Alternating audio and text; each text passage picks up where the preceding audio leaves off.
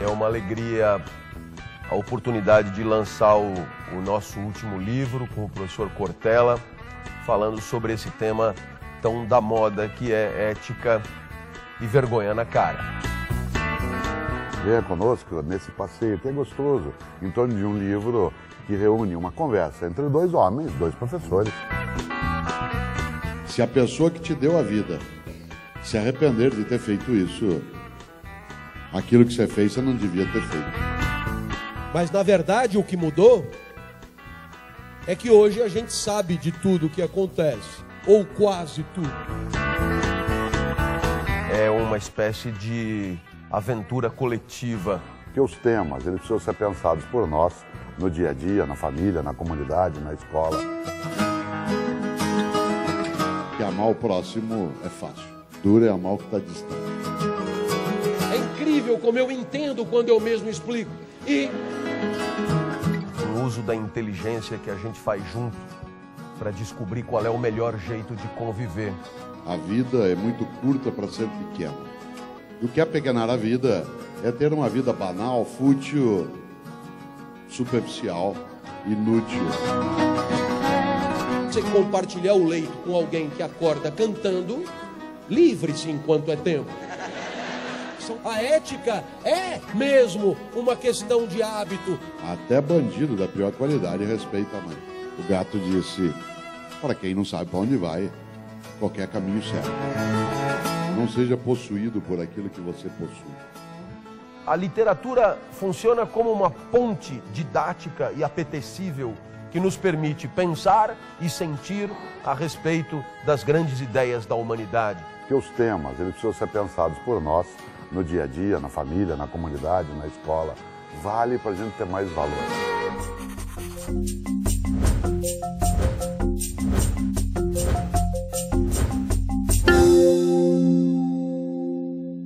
Vamos começar falando, antes de entrar um pouquinho no livro, sobre a falta que a ética faz à leitura ou que a leitura faz à ética no mundo de hoje. Eu acho que quando nós pensamos em ética, e o Clóvis e eu vamos trabalhar um pouco essa reflexão, a ética é a capacidade da vida coletiva decente. Isto é, uma vida na qual a gente não se envergonhe de estar nela, ou em outras palavras, que a gente imagina que estamos por direito e não apenas por acaso. E nesse sentido, o que a literatura faz, em grande medida, é nos ajudar a sair da vida pequena, da superficialidade, daquilo que é epidérmico, fica só na pele. Segunda-feira, dia 5 de maio, quem aqui se lembra, foi uma segunda-feira no ano de 2014, 5 de maio, foi aniversário de morte de um dos autores que eu mais gosto, que é Mário Quintana. Mário Quintana, no dia 5 de maio de 2014, completou-se 20 anos da morte dele. E Mário Quintana era um bom autor de trovas. E a trova dele que eu mais gosto, ele dizia, um dia pronto, me acabo. Seja o que tem de ser, morrer que me importa. O diabo é deixar de viver. Olha que coisa, um dia pronto, me acabo.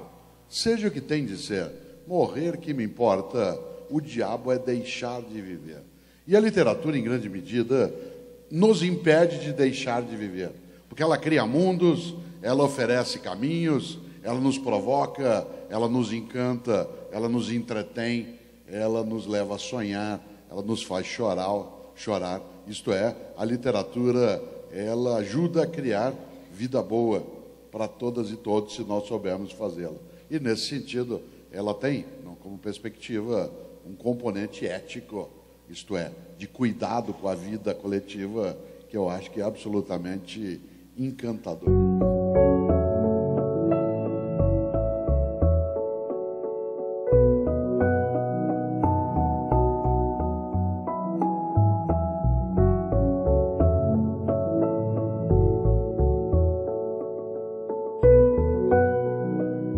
Estou absolutamente convencido de que a literatura como arte, a literatura como um tipo particular de arte, contém um trabalho artístico mesmo, um trabalho especial, que é o de tornar grandes ideias ao alcance da sensorialidade e da sensibilidade de qualquer um.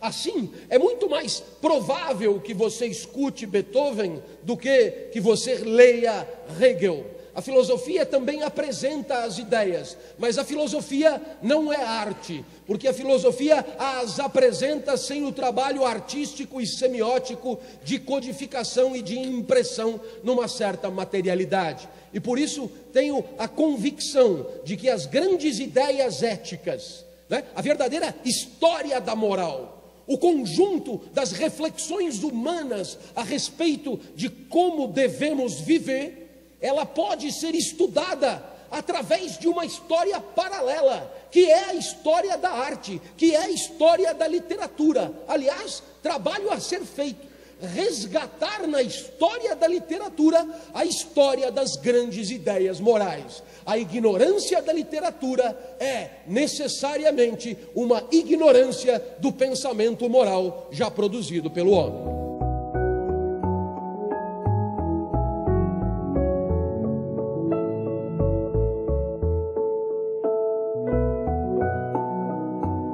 Clóvis e eu, no diálogo, no livro Ética e Vergonha na Cara, começamos a conversa comigo relatando uma história que eu queria recontar aqui, que mostra o que é vergonha e o que seria sem vergonha. Há na Espanha, isso está logo no começo do livro, há na Espanha, todos os anos, no final do ano, uma maratona, que é chamada de Prova do Rei, Competição do Rei. E essa maratona, ela acontece no final do ano, como uma espécie de travessia do país, um tipo de cross-country. E é interessante porque isso que eu vou dizer está na internet. E se você puder, procure. E você vai ver algo que é de uma beleza brutal, que cada vez que eu vejo me dá uma alegria imensa. Em 2012, na prova do final do ano, a maratona acontecia na Espanha, como sempre, e estava lá na frente, em primeiro lugar, na frente de quase todo mundo, para variar, o corredor queniano, que aliás houvera ganho na Olimpíada em Londres em 2012. Logo depois dele, encostado nele, um corredor espanhol de 22 anos de idade. E o queniano estava a 5 passos da vitória, de cruzar a linha de chegada. E ao chegar próximo ao final, ele se confundiu e achou que já tinha cruzado a linha. E parou para tirar foto. As pessoas pararam para abraçá-lo e ele parou. Bastava o espanhol, o jovem espanhol, dar 2 passos e ele venceria a prova. O que fez o espanhol? Aí vem gente que tem vergonha. Porque o sem vergonha não faria o que fez o espanhol. O sem vergonha ficaria feliz de não fazer o que fez o espanhol. Porque a alegria do sem vergonha vem em ser mal. Isto é, de não fazer aquilo que seria recomendado fazer. O que fez o espanhol? Começou a gritar com o queniano, em espanhol. O queniano não entendeu o idioma e não entendeu a situação. E o que fez o espanhol? Grudou no queniano pelo calção e o empurrou na linha de vitória. O fez vencer. Mostre isso para jovens, crianças, pessoas, para ver como há muitos modos de fazer o que tem de ser feito. Evidentemente, a imprensa inteira veio em cima do espanhol. E um jornalista colocou o microfone na boca do espanhol e fez a pergunta óbvia. E o mais bonito é que o espanhol não entendeu a pergunta. Mas não é que ele entendeu o idioma, porque ele não entendeu o fundamento ético da pergunta. Porque o jornalista perguntou a ele, por que você fez isso? E ele disse, isso o quê? Ele não entendeu a pergunta. Olha que bonito. Eu ainda vou viver num mundo, ou esse mundo não será sem nós, em que essa pergunta não seja entendida. E ele não entendeu a pergunta por uma razão. Porque ele não achou que houvera outra coisa a fazer, senão aquilo que ele houvera feito. Aí o jornalista insistiu. Falou, mas por que o senhor fez isso? Ele falou, isso o quê? Ele falou, o senhor deixou ele ganhar? Ele falou, não deixei ele ganhar, ele ia ganhar. Falei, então, mas ele se distraiu. Falei, que mérito teria a minha vitória? Qual seria a honra que eu teria em vencer daquele modo? Se eu subisse no lugar número 1 no pódio, qual seria a importância? Aliás, e aí ele disse a coisa mais bonita que eu vi. Assim, se eu fizesse isso, o que eu ia falar para minha mãe? Sabe por quê? Porque a mãe é o último reduto que você não quer que fique com vergonha de ter te parido. Se a pessoa que te deu a vida se arrepender de ter feito isso, aquilo que você fez, você não devia ter feito. A mãe envergonhada. Minha mãe mora em São Paulo, como eu. Aliás, mora perto de nós, tem 85 anos. Eu estava ontem à noite em Araras, no interior de São Paulo. Ela me ligou às 10h30 da noite, a hora que eu estava voltando, e disse assim: filho, onde você está? Falei: estou em Araras, mãe. Falou: já jantou? Falei: já. Falou: já escovou o dente? Eu falei: claro. E é verdade. Porque eu ia ficar com muita vergonha dela se eu não tivesse escovado o dente depois de jantar. A mãe é o último reduto que você não quer envergonhar. Como eu costumo dizer, a gente coloca isso no livro, até bandido da pior qualidade respeita a mãe.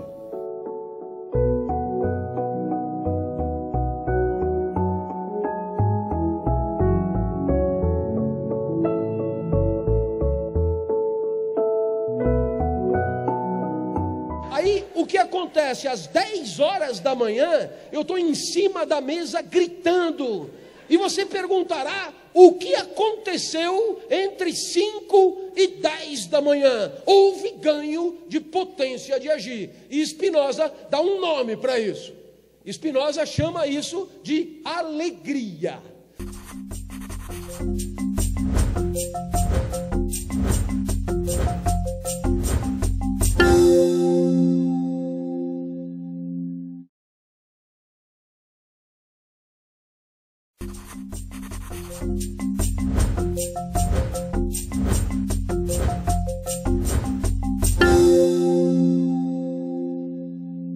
Achei fantástica a noite de hoje, falar sobre ética. Acho que assim, tanto o Mário Sérgio quanto o Clóvis, assim, abordaram de uma forma super divertida, inteligente.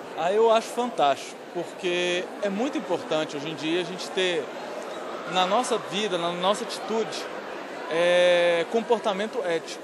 Perfeita, né? É um momento de reflexão para a sociedade, é uma oportunidade que deve ser disseminada e instigada as pessoas para que venham refletir. Absolutamente convencido de que ética é a inteligência compartilhada a serviço do aperfeiçoamento da convivência. Então, de novo, que essa definição é muito boa. Pensa comigo, não é fácil à primeira vista. Ética, e é sério isso. A inteligência compartilhada a serviço do aperfeiçoamento da convivência. Se fosse na época dos enciclopedistas, teria eu fama global. Sem dúvida.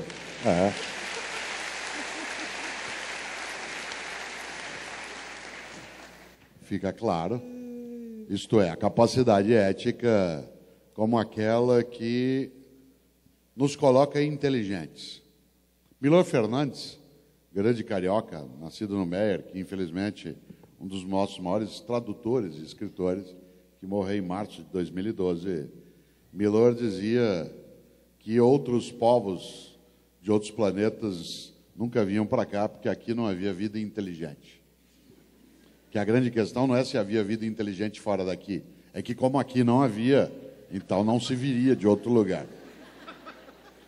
E o Milor falava isso do ponto de vista ético. Isto é, quando o Clóvis traz à tona essa ótima definição, que a ética é a inteligência, né, de uma comunidade para construir aquilo que impede que nós sejamos tolos, que nós degrademos a nossa vida em conjunto, que a gente apodreça nossa capacidade e vitalidade. Eu acho que essa inteligência, ela foi por nós consignada, né, no livro Ética e Vergonha na Cara, em torno de um conceito que é o conceito de vergonha. Vergonha. Lembra como é que você define no livro vergonha? Eu lembro. Eu dei uma lidinha antes. Eu estou convencido de que a vergonha é uma forma particular de tristeza. E aí, então, é preciso definir tristeza. Afonso me permitirá. A tristeza, na filosofia moderna, ela é apresentada por muita gente, mas o grande nome aqui é Spinoza. E Spinoza é um grande nome da filosofia moderna. E o que é que ele vai nos propor? Ele vai nos propor que o que há de mais essencial em nós é a nossa energia vital. Tanto é assim que quando ela acaba, é porque a vida acabou também. Tal como uma estrela que brilha enquanto tem energia. Você também é assim. Uma estrela não vira estrela depois que morre. É estrela agora, em vida. E é claro que essa energia vital, Spinoza denominava, com um jargão filosófico, de potência de agir. Depois dele, Schopenhauer chamou de vontade, Freud de libido, Bergson de elan vital, Clovis de tesão pela vida, para pegar os clássicos, não é? Todos do mesmo nível. Então claro, essa energia, essa potência de agir oscila. Quando você está doente, fica evidente que a potência de agir se aproxima perigosamente do zero, do fim da vida. Não precisa ficar doente. Quando você acordo eu às 5. Quando eu acordo, é sinistro levantar. A energia que eu tenho para levantar é muito reduzida. A falta de potência de agir é óbvia. Tem gente que não é assim. Tem gente que acorda cantando. Aliás, se você compartilhar o leito com alguém que acorda cantando, livre-se enquanto é tempo. São pessoas do mal, não? Normalmente gente que acorda cantando abre a janela também, assim. Aproveita e empurra, viu? Porque não são pessoas come boas. Fruta de manhã. Claro. Aí eu vou no banheiro, sento no vaso, já me sinto melhor. Tomo uma ducha, me sinto melhor. Eu tomo um café e me sinto melhor. E você percebe que se sentir melhor é ganhar potência de agir. Aí eu saio de casa às 6h30 para não pegar trânsito. Passo ali pelo bairro, das ruas do nosso bairro. A gente mora num bairro chamado Higienópolis e a gente gosta muito desse bairro. A gente não consegue sair dali. Passa na frente do estádio do Pacaembu, Vila Madalena, Praça Pan-Americana e o Butantã, onde fica a cidade universitária, onde eu sempre trabalhei. E isso tudo vai aumentando a minha potência de agir. O mundo vai acontecendo e vai se relacionando com o meu corpo e vai alavancando a minha potência. E quando eu entro para dar aula, os alunos estão ali, eu começo a falar, eu me encanto com o que eu digo, é impressionante como eu gosto do que eu digo, né? É incrível como eu entendo quando eu mesmo explico. E então, aí o que acontece? Às 10 horas da manhã, eu estou em cima da mesa gritando.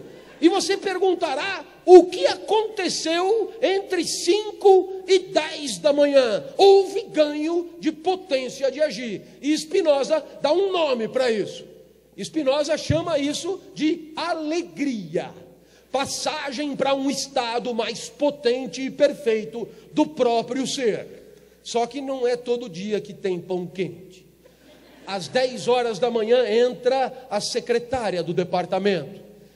E ela diz, os outros professores estão reclamando que o senhor grita muito. E aí a minha potência de agir despenca. Eu tenho que sair de cima da mesa. Eu recomeço tudo. Aquela mulher me apequenou a potência. E a isso chamamos tristeza. Aliás, ela é uma máquina de entristecer. A secretária do departamento.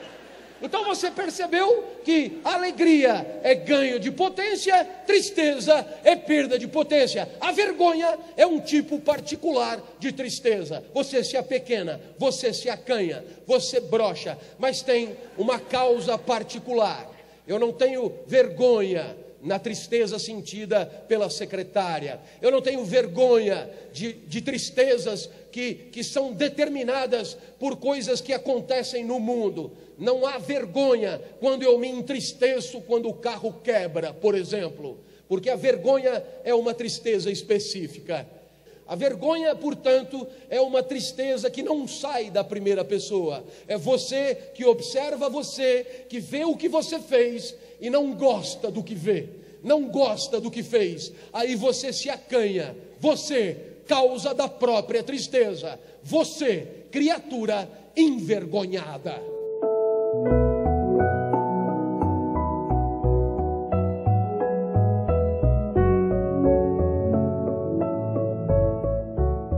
Eu acho que entre essas ignorâncias, a gente não pode ter uma delas que talvez tenha sido o livro no campo literário que mais influenciou a minha percepção ética, que é uma obra escrita no século XIX por um colega nosso, não amigo, mas colega nosso, professor de matemática, um britânico chamado Charles Dodson, que apelidou a si mesmo de Lewis Carroll.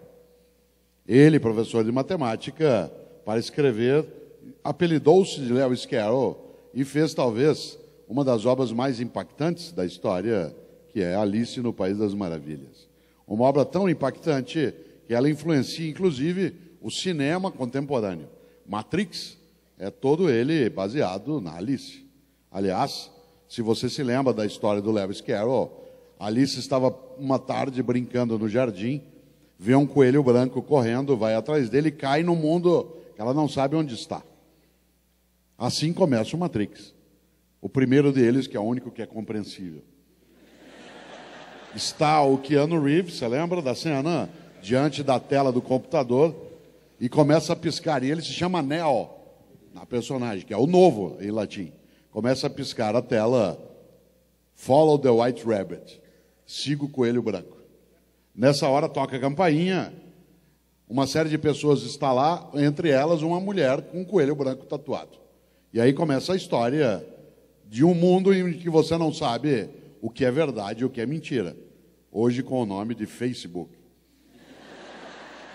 E é interessante porque eu gosto demais da obra.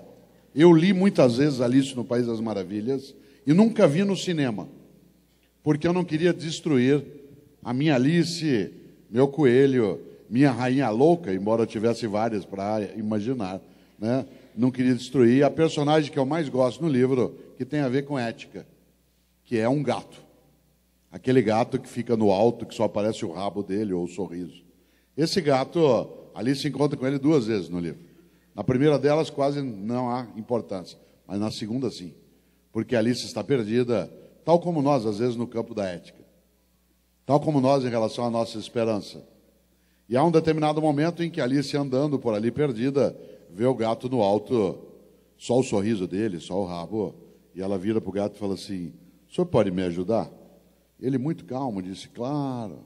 Ela falou, por favor, para onde vai essa estrada? Ele fez a grande pergunta da vida, que é a pergunta ética. Para onde você quer ir? E ela disse, eu não sei, eu estou perdida. O gato disse, para quem não sabe para onde vai, qualquer caminho serve. Para quem não sabe para onde vai, qualquer caminho serve.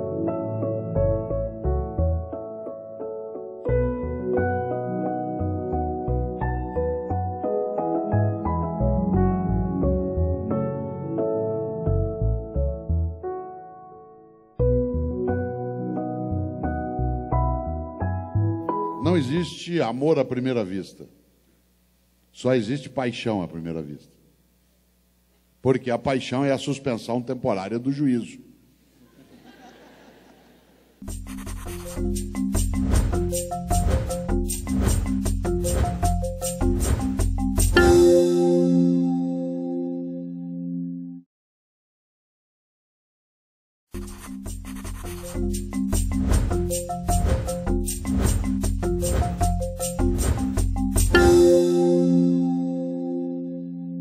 Inspiradora.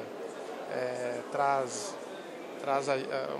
um momento para refletir, para nós que já temos alguma experiência e para a moçada nova nem se fala, né?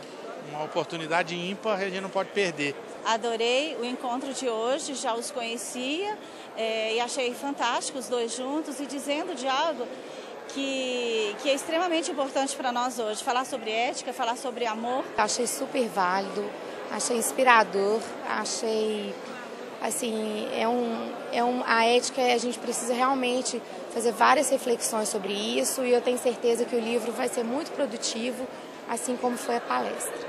Clóvis, você me falou hoje que está querendo fazer um livro sobre o amor. Traz essa reflexão sobre a relação afetiva frente às dificuldades éticas de hoje e o que seria esse livro que você está escrevendo? O amor é um sentimento. O amor é um dado da natureza do nosso corpo. O amor é um afeto.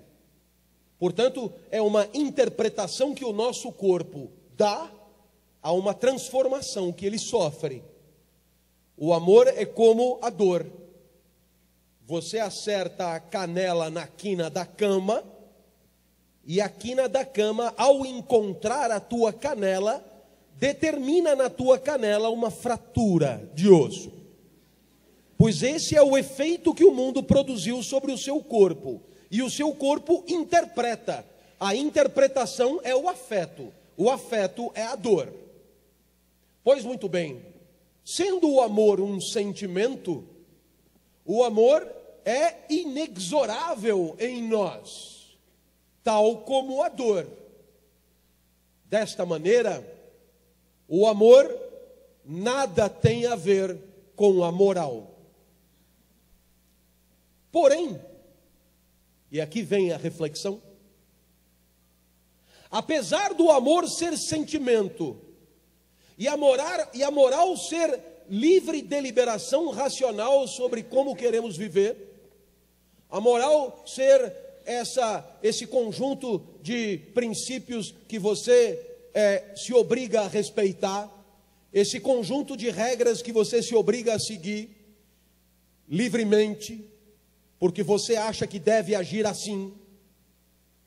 A moral é coisa da razão, a moral é coisa do pensamento, a moral é atividade intelectiva e o amor é sentimento, é coisa do corpo, é manifestação da natureza do corpo. Então você perguntará, e o que estão os dois fazendo juntos aqui? E eu diria, não sei, pergunta para ele, foi ele que fez a pergunta. Mas agora vem a resposta.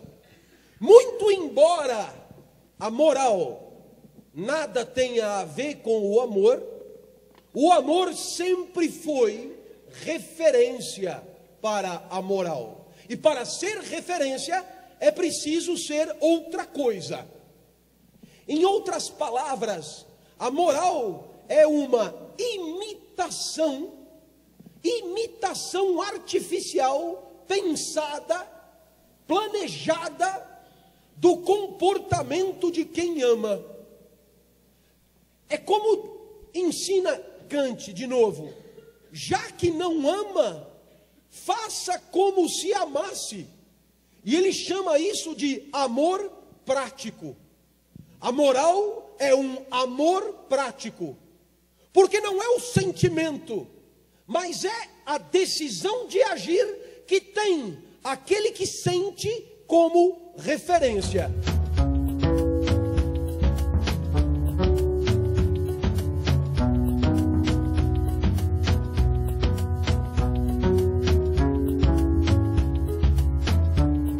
Erich Fromm, grande discípulo do Freud, quando se fala de amor, ele dizia algo que o Clóvis acaba de lembrar para mim de um outro modo. Dizia Erich Fromm, o amor imaturo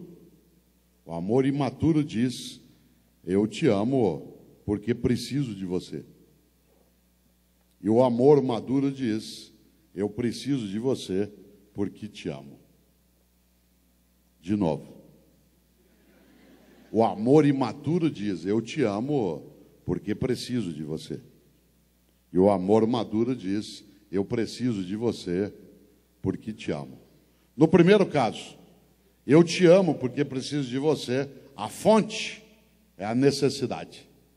No segundo caso, a fonte é o amor. São questões diversas. A moral, ela se constrói como necessidade de convivência. Nesta hora, o Clóvis lembrou bem, quando o amor se ausenta, a moral, enquanto conduta controlada da vida, tem de vir à tona. Se, de fato, todas e todos nos amássemos tal como cada um e cada uma de nós ama outras pessoas, o tema da moral seria diminuto. Não haveria razão para fazer diferente.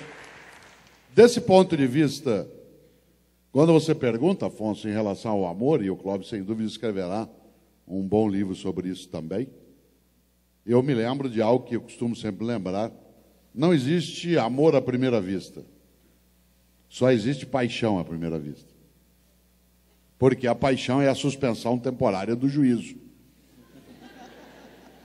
Se a paixão é a suspensão temporária do juízo, o amor ele é irracional, não no sentido da paixão. Ele tem uma outra irracionalidade. Ele não tem razão, ele é. E nesta hora, a ideia de amor à primeira vista, no meu entender, ela é impossível. Porque o amor é a paixão domada. O amor é a paixão em que você tem calma. O amor é sereno, a paixão não é. Estar ali na beira do vaso, construindo a imagem, como você tão, de maneira tão simpática lembrava, é de fato algo que, se você imagina, ele tem uma marca de irracionalidade. O amor é sereno. Quando você ama alguém, você tem serenidade naquilo. É uma relação em que há afeto, mas não há distúrbio. A paixão é perturbadora. Há livros que são apaixonantes. Às vezes me pergunto, eu não sei se já te perguntaram, porque nós somos da área de filosofia, você é apaixonado pela filosofia? Eu digo assim, já fui. Agora não, agora eu tenho amor pela filosofia. E aí eu volto ao sentido original até da palavra criada por Pitágoras para a filosofia, que é exatamente o afeto pelo saber, a ideia de uma amorosidade. Mas acho especial isso que o Clóvis coloca, e a gente conversa disso no livro em vários momentos, especialmente essa distinção. E essa ideia que você explorou tão bem, eu nem me lembrava mais dela, porque eu só estudei pouco do Kant, em que ele dizia, se não ama, faça como se amasse, isto é, haja como se o amor fosse a fonte da tua conduta. Eu acho que ela expressa, Clóvis, de uma maneira mais inteira para mim. Você não usou a palavra, eu vou usar a ideia de fraternidade. Se não ama, faça como se fosse. Nessa hora eu lembro de Madre Teresa de Calcutá. Ela dizia que amar o próximo é fácil. Duro é amar o que está distante.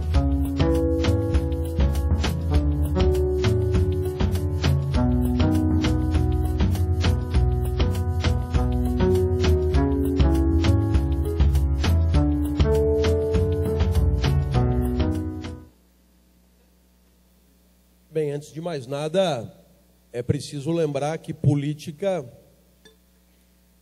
é adjetivo que vem de polis, polis é cidade, aonde estamos todos. Falar de ética na política é quase redundante.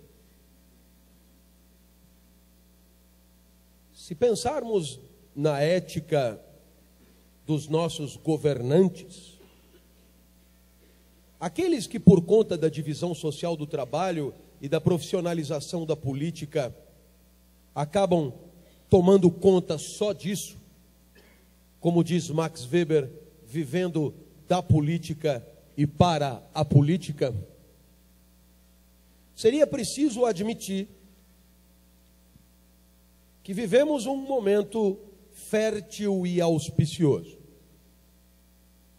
E por quê? Porque hoje, com as condições que são as nossas, temos a possibilidade de identificar como nunca antes na história desse país os malfeitos. Eu tenho a mais absoluta convicção de que nunca as instituições estiveram tão bem preparadas como agora para identificar agentes, servidores públicos, que agem mal e prestam desserviço aos interesses da sociedade. Você deve estar me ouvindo perplexo, porque a impressão que você tem é que a coisa nunca teve tão feia. Mas, na verdade, o que mudou é que hoje a gente sabe de tudo o que acontece, ou quase tudo. Enquanto antes, não sabíamos de quase nada. O que mudou é que agora, o comportamento indevido é denunciado dia após dia. O que mudou é que começamos a ter diante disso uma certa repulsa, uma certa indignação. O que mudou é que hoje esse auditório está cheio para falar desse assunto. O que mudou é que o professor Cortella e eu temos agenda cheia pelo país para tratar de ética a cada dia num lugar diferente. O que mudou é que esse assunto entrou para a agenda pública. Esse assunto, a palavra ética, até décadas atrás, era termo filosófico destinado a especialistas em filosofia moral. A palavra ética hoje, ela está presente nos bares, nas ruas, nos encontros, no cotidiano. Em suma, é forçoso reconhecer que a ética é hoje um tema de reflexão coletiva que antes era praticamente ausente. Agora, claro, todos nós sabemos, para aperfeiçoar a convivência, não dá para que cada um dos agentes sociais possa satisfazer completamente e imediatamente os seus apetites. Para que a convivência seja possível e mais sadia, é preciso que aprendamos a abrir mão. É preciso que aprendamos a abdicar. É preciso que aprendamos a renunciar. É preciso que aprendamos rapidamente a considerar na nossa vida privada aquilo que não pode ser satisfeito, sob pena de colocar em risco a sociedade e a convivência social. Por essas e por outras, a ética é mesmo uma questão de hábito, de aprendizado, de costume, de prática recorrente e reiterada. Por quê? Porque no cotidiano, no passar dos dias, vamos aprendendo que não é tudo da nossa libido, não é tudo do nosso tesão, não é tudo das nossas pretensões que dá para satisfazer o tempo inteiro. Cortella tem um exemplo magnífico. Há 10 anos aqui haveria gente fumando. Hoje aqui não há gente fumando. E salvo melhor juízo, não há nem aviso de proibido fumar. Não é necessário. É sinal que a convivência mudou. E aí eu te pergunto, mudou por quê? Será que Moisés desceu do Monte Sinai com novas tábuas da lei sobre o tabagismo? Não, William Bonner teria noticiado.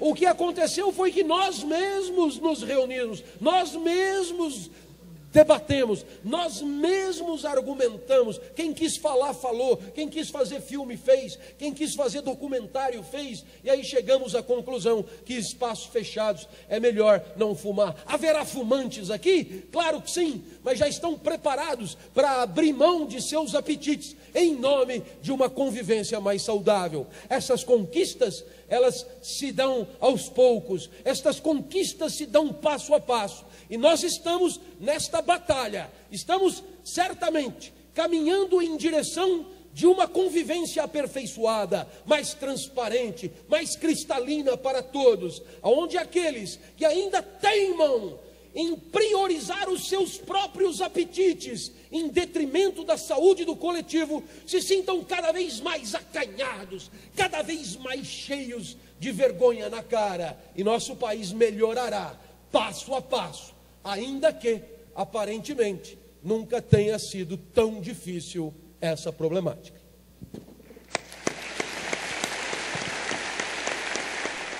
Quando você diz o que fazer, numa sociedade em que o tempo ele é sequestrado por um mundo tecnológico. Escolhas.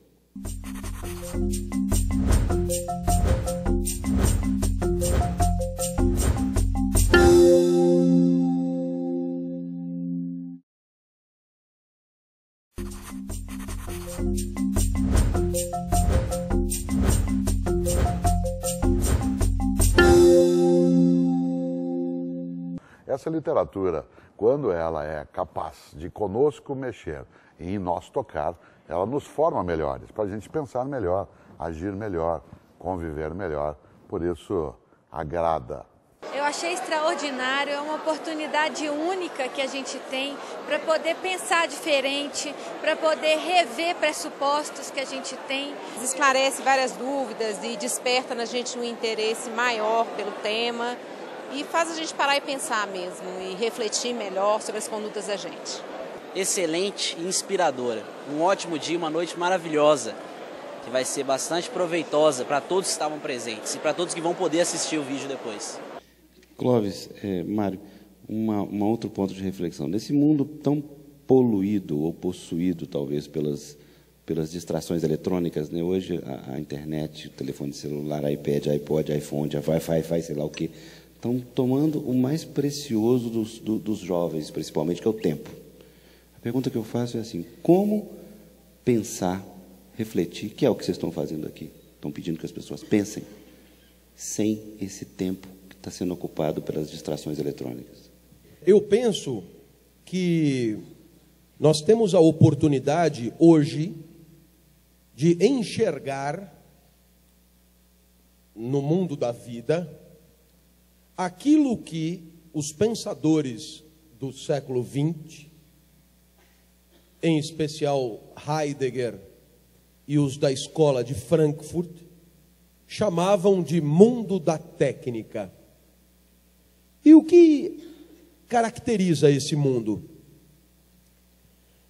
No mundo da técnica, todos nós desenvolvemos uma extraordinária competência para acumular meios. E nesse sentido, o desenvolvimento tecnológico não dá margem à dúvida. As inovações, elas nos asfixiam. Quando você termina de adquirir o último artefato, novas gerações daquele mesmo artefato já estão à sua disposição. Infelizmente, ao mesmo tempo que desenvolvemos extraordinária capacidade para acumular capital, se você preferir, através do mundo da técnica, nós não desenvolvemos uma competência paralela, que é a da reflexão crítica sobre o que nos convém, sobre o valor dos artefatos, sobre aquilo que serve ou desserve. Então, vivemos num mundo, eu diria, no mínimo em duas velocidades. A primeira velocidade é a velocidade da inovação técnica, no sentido do acúmulo de recursos. Como fazer para melhorar a convivência amanhã em relação a hoje? Qual é o ideal de sociedade que buscamos? E essa capacidade de refletir sobre isso desapareceu. Em nome do quê? Em nome de uma supercompetência em acumular recursos. Então você acumula, mas se você perguntar, e o que você vai fazer com isso? Pois as novas gerações não só não são capazes de responder, como não consideram essa pergunta uma pergunta legítima. Eles não entendem a pergunta. Como assim, para onde eu quero ir? Como assim, o que eu quero fazer com isso? Como assim? Como se o meio se legitimasse por si só e garantisse em si mesmo a razão de todos os esforços. Então, talvez a isso tenham chamado de o fim das ideologias. Se a ética é a inteligência compartilhada a serviço do aperfeiçoamento da convivência, perceba, a ética depende de uma competência intelectiva óbvia, que é o diagnóstico do mundo como ele é e a distância que estamos do mundo o mundo que queremos alcançar. É preciso ter esta competência, porque se você não tem uma ideia de mundo a alcançar, se você não tem uma representação de mundo ideal, como propor o aperfeiçoamento? Como propor a transformação? Né? Como levantar a mão e dizer, não está bom assim, eu preferiria que fosse assado, mas preferiria que fosse de outra maneira, com vistas a chegar num outro lugar. Se não sabemos qual é esse outro lugar, não há aperfeiçoamento possível.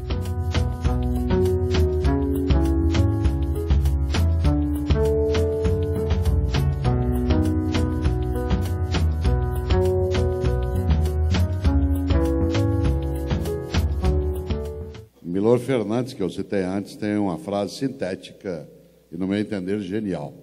Dizia, o importante é ter sem que o ter te tenha. O importante é ter sem que o ter te tenha. Isto é, não seja possuído por aquilo que você possui. Não seja propriedade da tua propriedade. Mas aí vem o último passo nesse ponto, Afonso. Quando você diz o que fazer numa sociedade em que o tempo ele é sequestrado por um mundo tecnológico. Escolhas. Por exemplo, Clóvis e eu temos dialogado em vários lugares do nosso país em torno desse tema. Se você imaginar, olhando de onde nós estamos, centenas e centenas de pessoas que podiam estar fazendo outra coisa, entre elas usando um aplicativo novo, e que escolhem, sempre um papo, escolhe a conversa em que a tecnologia está a serviço com a gravação para a TV, a transmissão, o microfone para nos ajudar a conversar, a TV para difundir as ideias, as imagens para a gente poder participar da emoção, mas as ideias sendo servidas pela tecnologia. Inclusive isso, as ideias sendo transmitidas pelas redes sociais que tem todos esses problemas. Claro, então as ideias sendo servidas e não as ideias a serviço daquilo que teria que nos servir. Por isso, sem demagogia, quando vejo centenas e centenas de homens e mulheres que vêm para pensar sobre o tema da ética, é um sinal de que essas formas de distração, elas são poderosas, mas elas não são invencíveis e nem são vitoriosas.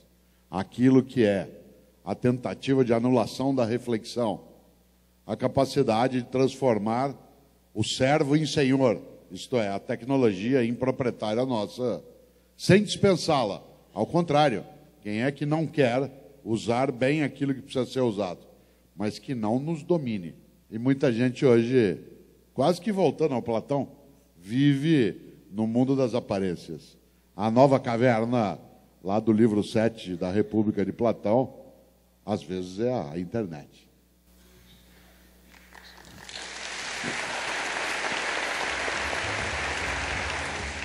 Há um grande pensador britânico do século XIX, chamado Benjamin Disraeli. Ele, inclusive, foi primeiro-ministro da Rainha Vitória. E Disraeli tem uma frase que é pequena e decisiva. Ele dizia: a vida é muito curta para ser pequena. A vida é muito curta para ser pequena. Já basta que ela curta seja para que a gente consiga apequená-la. E o que é apequenar a vida é ter uma vida banal, fútil, superficial, inútil, envergonhada.